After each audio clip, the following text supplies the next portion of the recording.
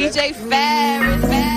It's Chicago, nigga. It's the real one. Hit me. Only one is pulling shit the fuck up. Let's get sports talk.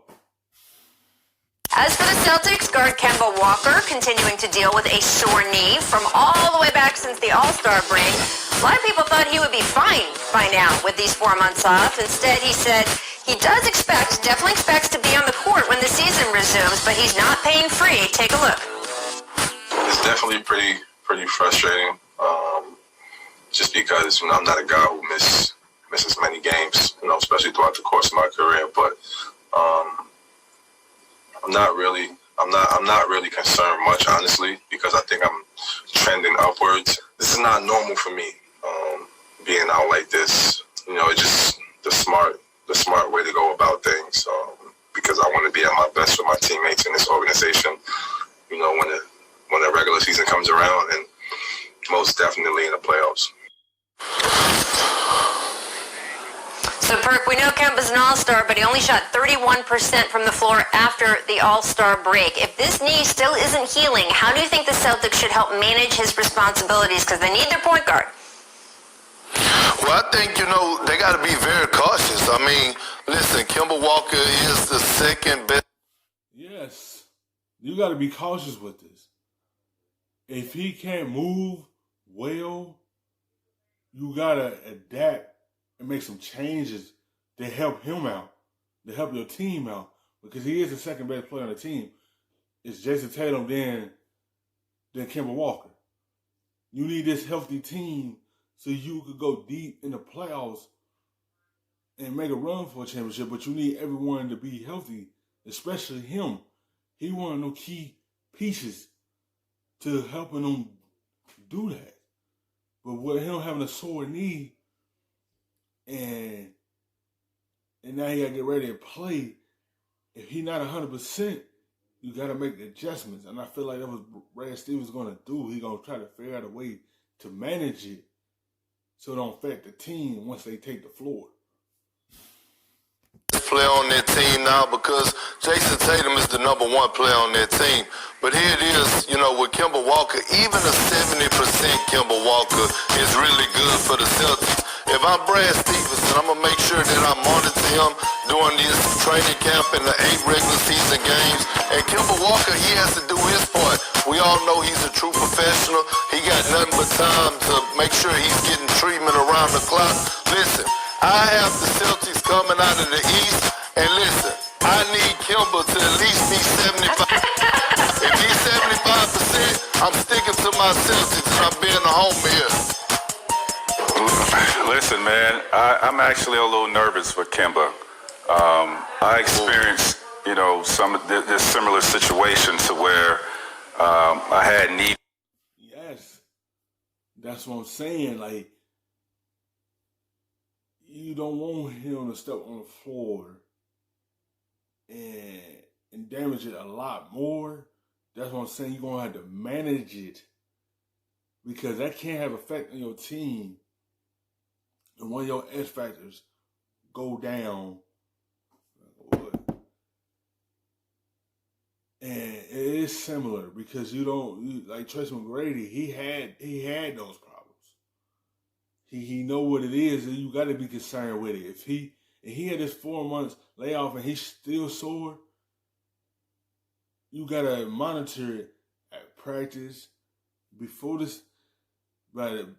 season started. You got to make sure how it's looking, because you don't want to go until the start of this season, restarted this season, and he's still feeling sore. So you're gonna have to make some adjustments. You're gonna have to try to figure out a way to manage him, limit him, so he could play into his favor. Because if it's still bothering him since the All-Star game, and you see how it affected his percentage after that, he started shooting 31%. That's how you know it affects his game. Pain, inner season, thought rest would be able to heal it, came back, and still nothing really changed. The fact that he hasn't played since the All-Star break and had 4 months off with the work stoppage and still feeling some pain gives me reason for concern that there may be some structure damage, cartilage damage, something is going on in his knee if he is still, feeling some discomfort in that knee after not playing for all these months. They're going to need Kemba Walker in order to win a championship. He's going to have to be 100%. You see what I mean? Yes, you had Tatum. Yes, you had Brown. Yes, you had Hayward. But you need Kemba. You need your point guard on the floor. The point guard is the leader of the team. He's the quarterback of the Celtics. You see how the NFL, they need their quarterbacks. The NBA need their point guards. And they need Kemba on the floor to help them get out of the East. And they going to need him at 100%, at least, I'm going to say at least 80 to help this team go deep in the playoffs. 75% is not going to get it, Perk. He's got to be 100% ready to go to compete for a championship if they want to do that with Kemba. I don't know, Mac. Go ahead, Kendrick. I was saying, I don't know, Mac. The Celtics got a lot of weapons. We got Gordon. They got Gordon Hayward. He's capable of going for 30. James. We got Jaylen Brown over there, who's one of the best two-way players in the game, who could give you 20 on one end and lock you up on the other. So I'm taking a 75% Kemba because I know he gonna give me 20 to 25 points. 100% Kemba gonna give me a 40-piece chicken wing dinner. But I take a 75% Kemba Walker. T-Mac, you know that neither one of us are surprised that Perk is going to push the Celtics no matter what percentage Kemba is. But I do think it's interesting. First of all, what you said about your knee, and you and I have talked about this so many times, that you wish some of your knee problems had been managed differently. So definitely Kemba, once he gets through these playoffs, is going to want to take some serious looks at his different options over the offseason, whatever kind of offseason we have. And then I would also urge him to not only look at your experience, but someone like Kawhi Leonard last year. It's not just that we saw him load manage games going into those playoffs for the Raptors. You almost saw him load managing during games. For the first 3 quarters, there were times that you could tell that Kawhi Leonard was... And that's what Boston should do with him. That's what I feel like. That's what I feel like. The restart of this season, that's what I feel like they should do. Load manage him, in between games, to help him out. That way, it will help him get better.